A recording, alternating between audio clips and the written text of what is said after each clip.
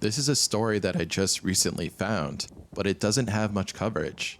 After researching it thoroughly, I was shocked at how things unfolded. It's truly tragic.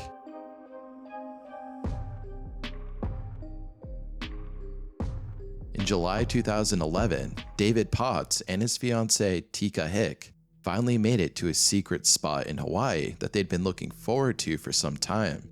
The trip to Hawaii meant so much more than just a typical vacation. The couple needed a reprieve from some news they received back in their hometown, and it would hopefully rejuvenate them and give them the strength that they much needed to move forward. Unfortunately, life had other plans. Dangerous places in Hawaii. Today, Maui County officials... The absolute devastation from the event that happened in this story left Tika Hicks with an impossible task. David Potts and his fiancée Tika Hicks were a lovely couple from San Anselmo, California, and had a very special reason for embarking on an unforgettable journey to Maui. They had a pretty nice life, but after the birth of their daughter, they started to struggle financially, which made things very difficult for them. However, they had a plan where they were working towards getting things back on track when the unthinkable happened. Tika wasn't feeling well, and she went to the doctor to try to figure out what was causing her to feel so weak. Out of nowhere, she was diagnosed with cancer and was told that she would need surgery among other treatments in order to beat the cancer. The news obviously devastated her and her close family, but her extended family were just completely caught off guard by this. It was something that you would never expect, and they felt it was necessary for them to do something to get Tika and David's spirits up before Tika would have this life-changing surgery to rid her body of the disease. For Tika, a preschool teacher, and David, a general contractor, this trip was a chance to find some solace and joy before Tika's double mastectomy. The couple had been together for 15 years. David was a devout partner and father. He always put Tika and their daughter first, making sure they were well cared for in every possible way. Despite the daunting obstacles that lay ahead of them, the couple's family understood the profound significance of embarking on the journey. David was kind of a risk taker and a thrill seeker. The anticipation of the trip was electrifying for him. He relished the prospect of delving into new escapades and venturing into the unknown all over Hawaii, with Tika by his side, forging some new memories that they would have for the rest of their lives. So they immediately started learning more about Hawaii, picked up some travel guides, spent a lot of time on the internet kind of figuring out what they wanted to see on the island, and made some decisions on where they would explore and how many days they would spend in each area. There were so many different places that they wanted to go to, but they picked a few that seemed would be perfect for them, and those are the ones that they would go to. There was one thing that they wanted to experience more than the others, and that was the Nakalele blowhole, which is a natural formation that attracts tourists, and the locals like to go there as well. It's not in the tourist guides, and it's definitely not advertised as a tourist attraction because there have been many problems there and incidents.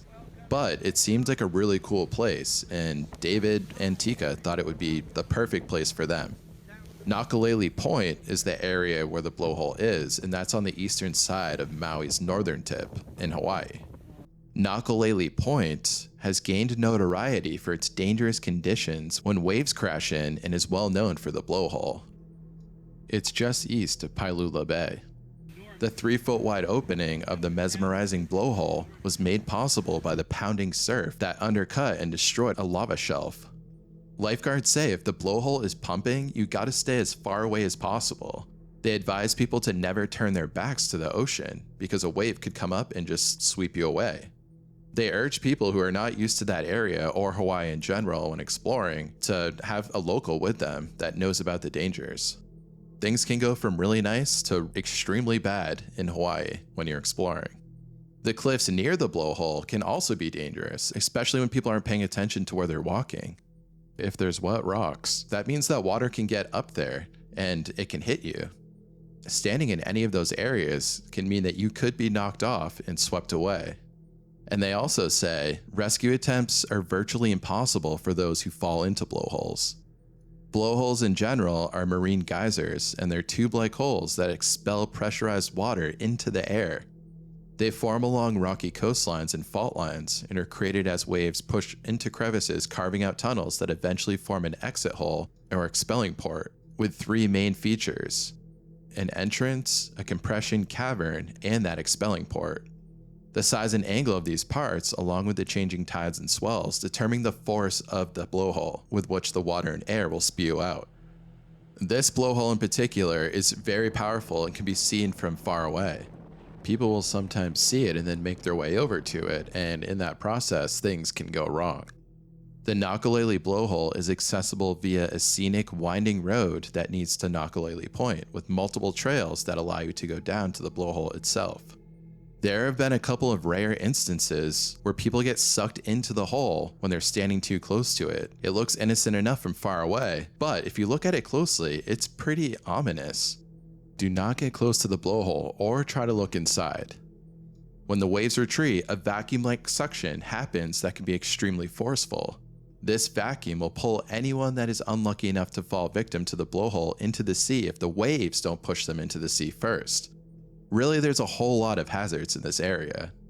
A local rescuer and Hawaii safety expert says if someone is dragged back into one of these blowholes, there's really not much anything anyone can do without placing their own life at risk. They would do everything to try to get people out, but they could only use some type of rope or something. Not to mention, inside there's a bunch of sharp rocks. You get shredded up once you're in there. When exploring around Hawaii, it's best to try to stay on dry rocks, and that's the safest way to know that you're not going to be hit by water. In 2011, there wasn't really much signage, maybe just a couple small signs from locals that were put up, but they're kind of like unofficial small handmade warning signs. They were placed around the area, cautioning visitors not to get too close, but some tourists don't really take those signs serious because they don't seem legitimate or officially sanctioned. Maui County officials are still in the process of verifying whether Nakalele Blowhole is situated on private land. Despite chilling incidents, visitors continue to go there, raising concerns about responsibility and liability in cases where tourists are essentially trespassing to reach those attractions. Landowners have no obligation to post signs or warnings, so they don't, and the area is basically a free-for-all, with many who don't realize the extreme danger until it's too late. A quarter mile away, there is a street sign saying, "Blowhole, park at your own risk," and that's it. The state issued a statement urging visitors to exercise caution around the blowhole, acknowledging the inherent dangers present. They also clarified neither the county nor the Maui Visitors Bureau promote the area as a tourist attraction. So the state of Hawaii really doesn't want anything to do with this place. They kind of just look the other way. With that being said, the State Department of Land and Natural Resources eventually investigated further the blowhole's ownership.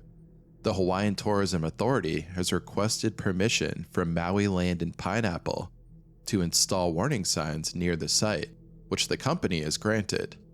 But they expressed concerns about publications that promote the blowhole as a destination, stating, "We don't have the resources to fence the entire property line, and by state law, we have to provide public access to the shoreline." Basically, in Hawaii, no one can be barred from getting to the shoreline by a private entity, no matter how much money you have. Maui police, who supervised the investigation regarding the incident in this story, revealed that this is the first known official incident of something like this happening.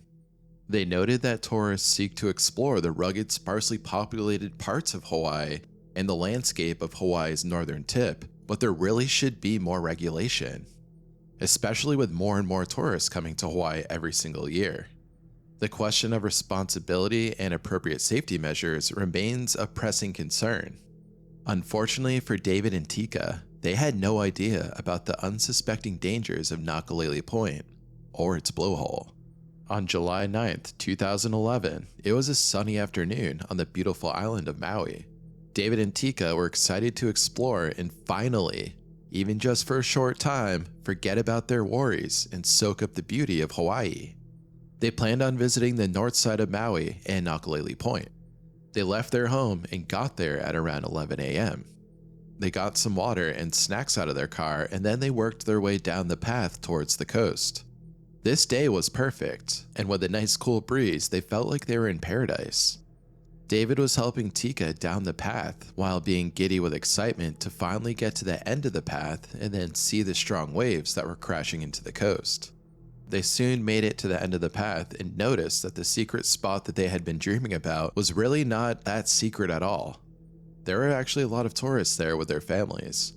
They were enjoying the main attraction, which was the blowhole, and taking pictures standing in front of it when a wave would hit the rocks, creating that geyser-like spectacle that shot water over 100 feet into the air. It was really a special sight. David was reveling in the excitement of the moment, dancing around just mere inches from the hole's opening, and playing in the sprays of water. His carefree demeanor and joyous laughter filled the air, leaving no room for the thought of impending disaster.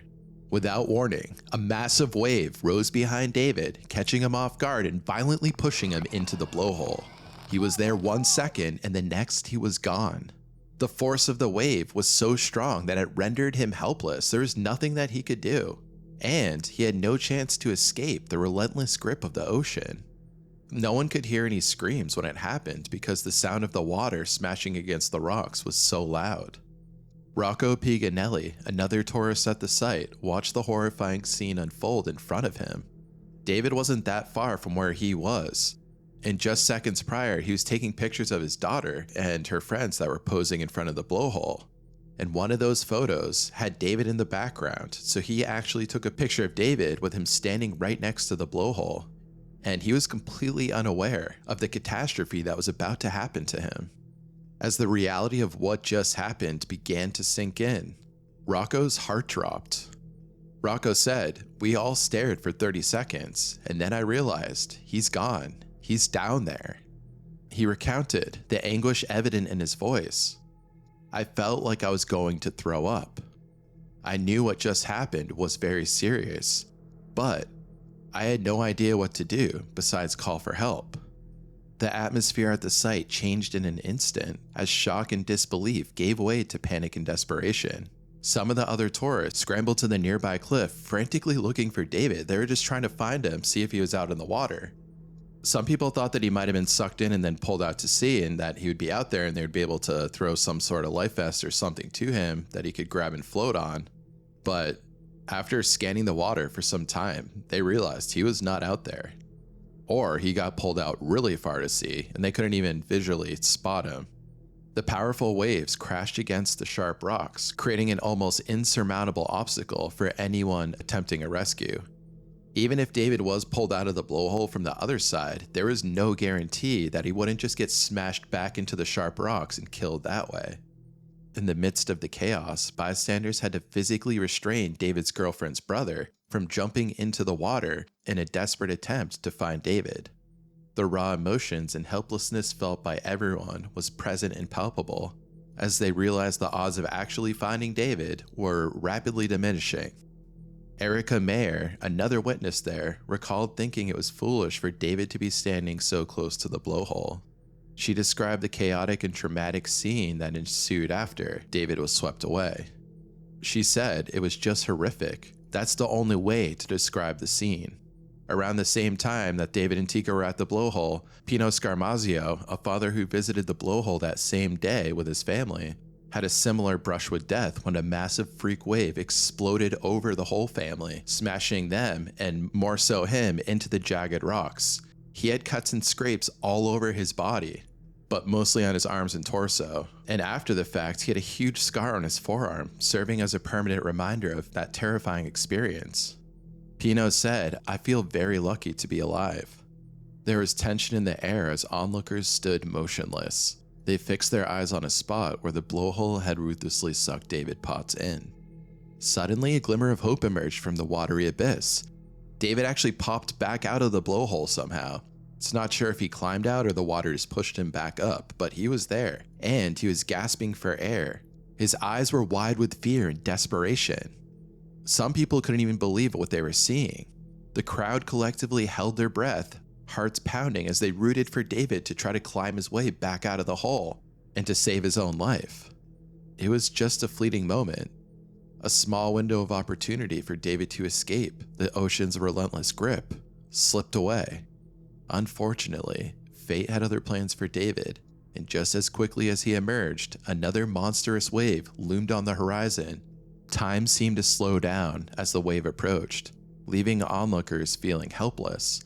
They were really unable to do anything but watch the impending doom unfold.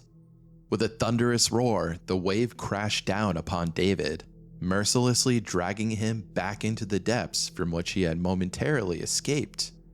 The ocean had reclaimed its victim, leaving behind a deafening silence in its wake.